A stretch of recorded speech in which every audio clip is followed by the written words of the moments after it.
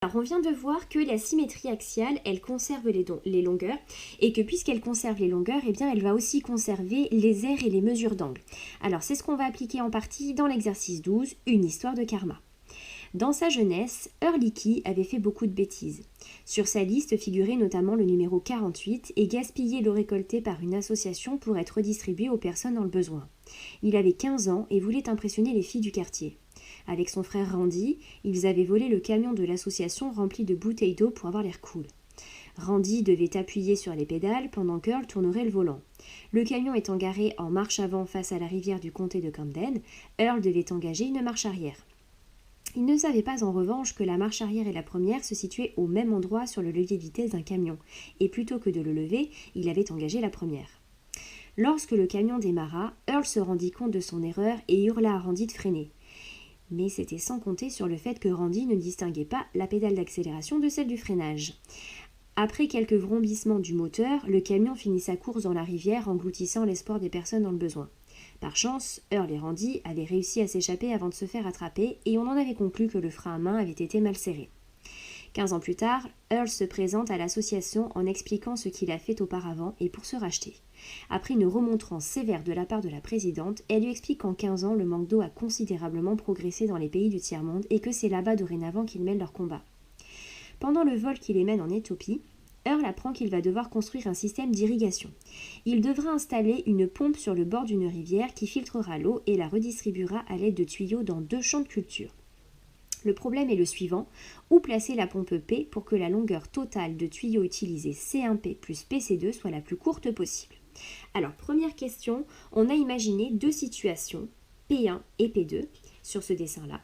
Donc tu vois, ici on a le bord de la rivière, ici on a les 2 champs en question et on a imaginé 2 positions différentes de la pompe. Et dans cette première question, on va essayer de voir quel est le chemin le plus court si on place placer la pompe ici ou la placer ici. On va mesurer C1P1, on va mesurer P1C2 et en faisant la somme des 2 longueurs, on aura la longueur du chemin C1P1 plus P1C2 et puis on fera pareil ici pour le chemin vert. Alors, on y va pour C1P1. C1P1, tu vois, ça mesure 2 cm. Alors, C1P1, ici, on a 2 cm, plus P1C1 qui mesure 5,4 cm, ce qui nous fait donc 7,4 cm pour ce chemin sur le dessin. Et puis, on va faire le deuxième, C1P2 qui mesure environ 5,7 cm. Bon, c'est possible qu'à 1 mm près, on ait des longueurs un peu différentes. Et C2P2, 1 cm. Le chemin vert, la longueur du chemin vert, ça fait 6,7 cm.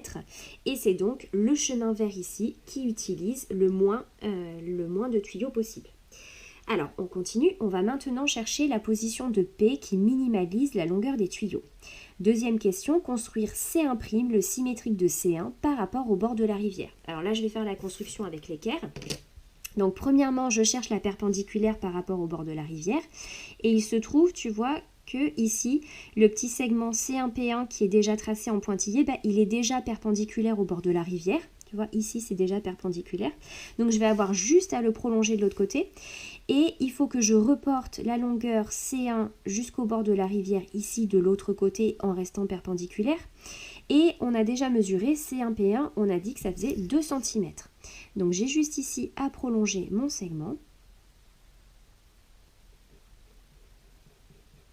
Voilà. Et ici, je prends 2 cm. Tac, c'est ici. Ici, j'ai mon point C1' et cette longueur-là, c'est la même que celle-ci. Alors, question 3. Expliquez pourquoi on a C1P plus PC2 égale C1'P plus PC2. Alors, P pour l'instant, il est au bord de la rivière et on ne sait pas précisément où il est. Bon, alors dans cette égalité-là, tu vois qu'on a PC2 de chaque côté. Donc finalement, ce qui reste à expliquer, c'est pourquoi est-ce qu'on a C1P qui serait de même longueur que C1'P. Alors, la pompe, imaginons qu'on la place ici. Eh bien, tu vois, ce segment, le segment C1P, eh bien son symétrique, c'est le segment C1'P. Et on vient de voir juste avant que la symétrie axiale, elle conserve les longueurs. Ce qui signifie que ce segment C1P, eh bien il a la même longueur que le segment C1'P. Alors, on va juste écrire que le segment C1'P est le symétrique du segment C1P par rapport au bord de la rivière.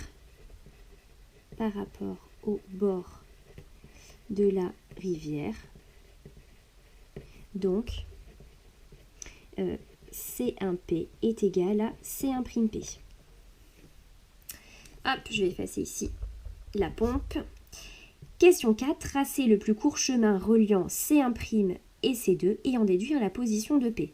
Alors, le plus court chemin entre deux points, c'est la ligne droite. Donc, le plus court chemin entre C1' et C2, eh bien, c'est la ligne droite.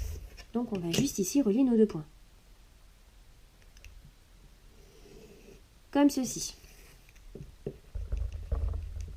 Hop.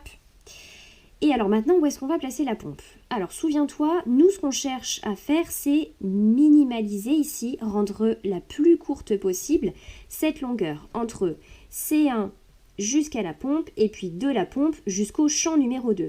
Et on a dit que cette longueur de tuyau, eh bien c'était la même que C1'P plus PC2. On vient déjà ici de tracer le plus court chemin entre C1' et P. Donc de façon à ce que C1'P plus PC2 soit le plus court possible, eh bien tout simplement, on va placer notre pompe ici, à l'intersection entre notre segment C1', C2 et notre bord de la rivière. Ici, ce sera notre pompe. Et on a bien C1'P plus PC2 qui est la longueur la plus courte possible. Et cette longueur-là, eh bien, c'est la même que C1P plus PC2. On a bien rempli ici l'objectif.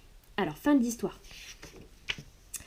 Après avoir implanté une pompe de filtration au point P, tout le village a acclamé Earl. Il se sentit alors cool auprès des villageois comme il avait voulu l'être 15 ans plus tôt. C'était sa récompense pour avoir aidé ces gens. Ce sentiment d'avoir été utile à la société et de voir les sourires sur ses visages le rendait plus cool que quiconque.